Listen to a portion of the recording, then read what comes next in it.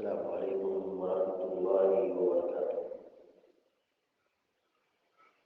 الحمد للہ رب العالمین والعاقبۃ للمتقین والصلاة والسلام علی اشرف الانبیاء والمرسلین نبینا محمد وعلی آلہ وصحبہ اجمعین وبعد۔ فقال جل وعلا: أعوذ بالله من الشيطان الرجيم وتحملوا أثقالكم إلى بلد لم تكونوا بالغيه إلا بشق الأنفس إن ربكم لرؤوف رحيم والخيل والبغال والحمير لتركبوها وزينة ويخلق ما لا تعلمون۔ سورہ نحل 14واں پارہ، آیت نمبر 7 اور 8، دو آیتیں ابھی آپ کے سامنے پڑھی گئی ہیں، جس میں اللہ رب العالمین نے کچھ نعمتوں کا تذکرہ کیا ہے۔ اور سورہ نمل کی جو آیت کریمہ پڑھی گئی ہے، یہ وہ صورت ہے جس میں اللہ رب العالمین نے بے شمار نعمتوں کا تذکرہ کیا ہے۔ اسے نعمت والی صورت بھی کہا جاتا ہے۔ اللہ رب العالمین نے کچھ جانوروں کو ہمارے فائدے کے لیے بنایا ہے، جس کی ہم سواری کرتے ہیں، جس کے اوپر ہم بیٹھتے ہیں، یا جس کے اوپر ہم اپنا سامان لاد کر کے ایک شہر سے دوسرے شہر تک لے جاتے ہیں۔ ایک دور یہ بھی گزرا ہے کہ جب یہ موٹر گاڑی کا زمانہ نہیں تھا تو آدمی اسی جانور پر بیٹھ کر کے سفر کرتا تھا، ہزاروں میل کی دوری مسافت طے کرتا تھا، اپنا بھاری وزنی سامان اس کی پیٹھ پر لاد دیتا تھا اور جانور اس مقام سے اس مقام تک، اس منزل سے اس منزل تک بآسانی پہنچا دیا کرتے تھے۔ اللہ رب العالمین نے اسی نعمت کا تذکرہ فرمایا، کہا وَتَحْمِلُ أَثْقَالَكُمْ إِلَى بَلَدٍ لَمْ تَكُونُوا بَالِغِيهِ إِلَّا بِشِقِّ الْأَنفُسِ۔ کہا یہ جانور تمہارے بوجھ کو اٹھاتے ہیں۔ اللہ رب العالمین کہہ رہا ہے یہ جانور اللہ نے ان کو پیدا کیا ہے، یہ جانور تمہارے بوجھ کو اٹھاتے ہیں اور تم کو ایک شہر تک پہنچاتے ہیں۔ انسان کو جہاں جانا ہوتا ہے، یہ جانور اپنی پیٹھ پر سامان کو لاد لیتے ہیں اور وہاں تک پہنچا دیتے ہیں۔ لم تکونوا بالغیہ الا بشق الانفس، اور اگر تمہیں پہنچانے کی نوبت آ جائے تو تمہاری کمر ٹوٹ جائے گی۔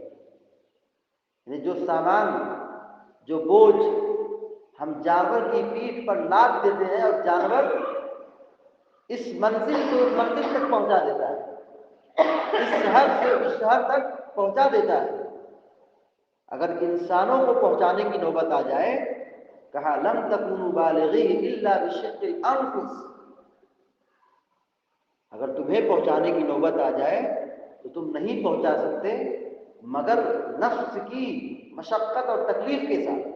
یہ جس کو یوں کہا جائے کہ اگر انسان کو کام کرنا پڑ جائے تو انسان کی کمر ٹوٹ پڑے۔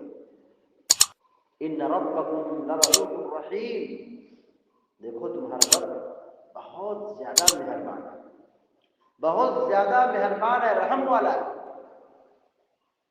اللہ رب العالمین نے جانوروں کو بنایا۔ آپ دیکھیے یہ گدھا ہے،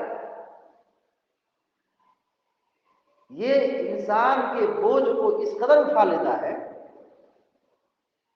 کپڑا لاد دیجیے، اینٹ لاد دیجیے، گھاس لاد دیجیے، اس کو اس سے کھانے اور پینے سے مطلب نہیں ہے، کیا سامان اس کے پیٹھ پہ لادا گیا ہے اس سے کوئی سروکار نہیں، بس مالک کا حکم ہے، اشارہ کیا، دو ڈنڈی مارا، اب وہ گدھا اس پار سے اس پار پہنچا دے گا۔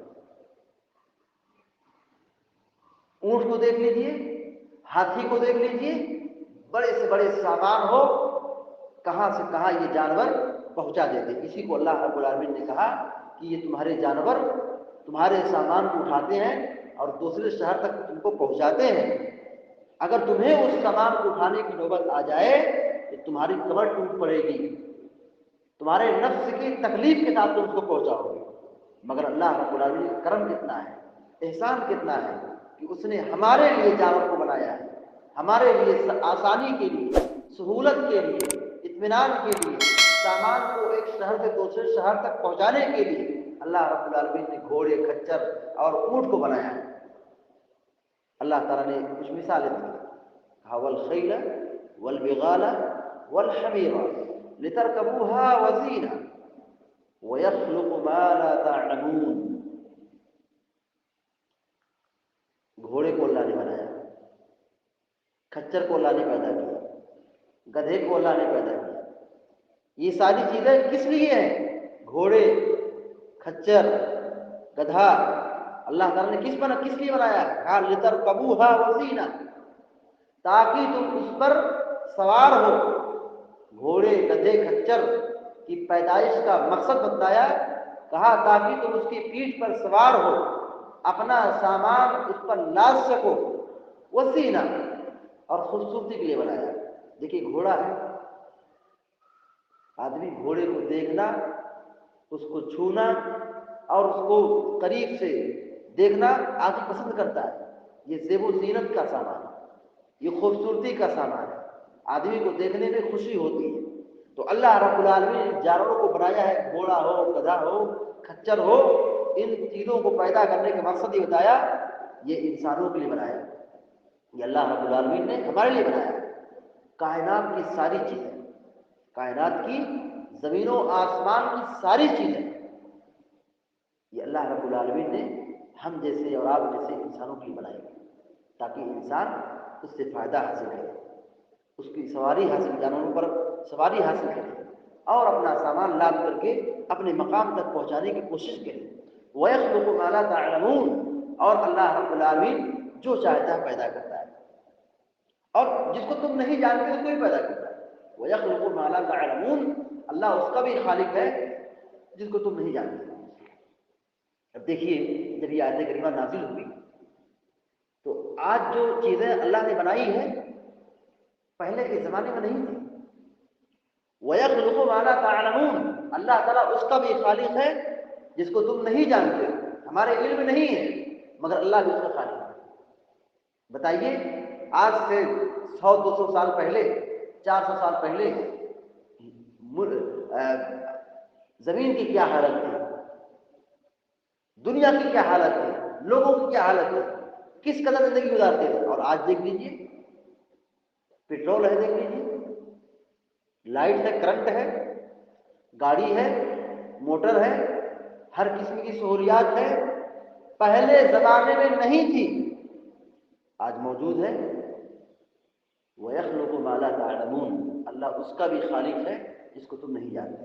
ہم سے پہلے جو لوگ تھے وہ آج کی سہولیات، ترقی، جہاز، موٹر، گاڑی، ساری سہولیات جو ہم دیکھ رہے ہیں، استعمال کر رہے ہیں، ہم سے پہلے کے لوگ نہیں جانتے تھے۔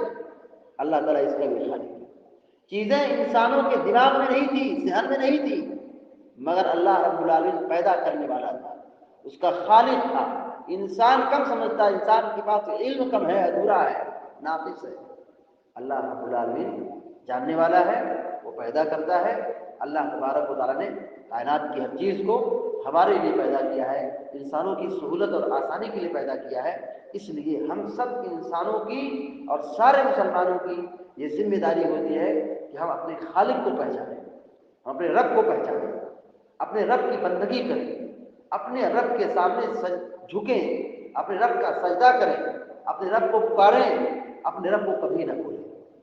اللہ رب العالمین نے ہمارے واسطے جانوروں کو بنایا ہے، اور کائنات کی ہر چیز کو بنایا ہے، ہماری اور آپ کی یہ سب سے بڑی ذمہ داری بنتی ہے کہ ہم اپنے رب کو کبھی نہ بھولیں، اپنے رب کو یاد کریں، اپنے رب کا شکر ادا کریں اور اس کے احسانات اور انعام کو بیان کریں اور اللہ تعالیٰ کا شکر ادا کریں، کبھی نہ شکر نہ کریں۔ دعا ہے رب العالمین سے کہ اللہ تبارک و تعالیٰ ہم کو، آپ کو اور سارے مسلمانوں کو کہنے اور سننے سے زیادہ عمل کرنے کی توفیق عطا فرمائے اور ہم سب کو اللہ تبارک و تعالیٰ کی نعمتوں پر شکر ادا کرنے کی توفیق عطا فرمائے۔ آمین یا رب العالمین۔ اقول قولی ھذا واستغفر اللہ لی ولکم ولسائر المسلمین استغفروہ انہ هو الغفور الرحیم۔ وصلی اللہ علی نبینا محمد وعلی آلہ وصحبہ اجمعین۔ السلام علیکم ورحمۃ اللہ۔